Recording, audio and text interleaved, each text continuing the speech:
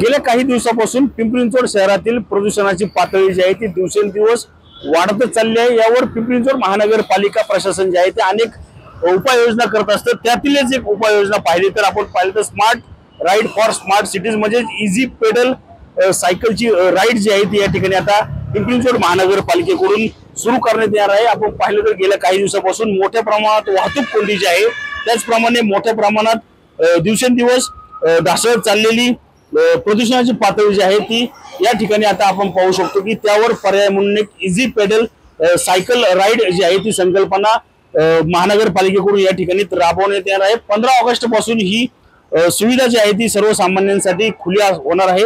आपण पाहू शकतो की अनेक लोक जे आहेत आता या सायकल पाहत असल्याचं चित्र देखील आपल्याला पाहायला मिळते।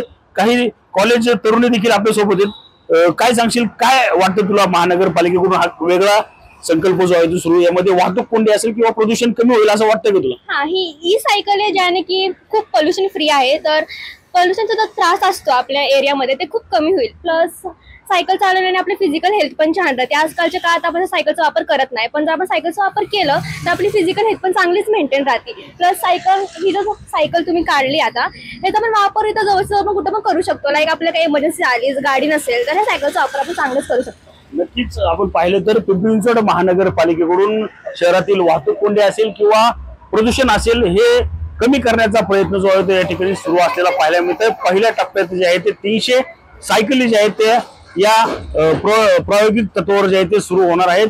कोकणे चौक ते नाशिक फाटा या रस्त्यावर ही संकल्पना जी आहे ती आता 15 ऑगस्ट पासून सुरू होणार आहे। रणजित जाधव, TV9 मराठी, पिंपरी चिंचवड।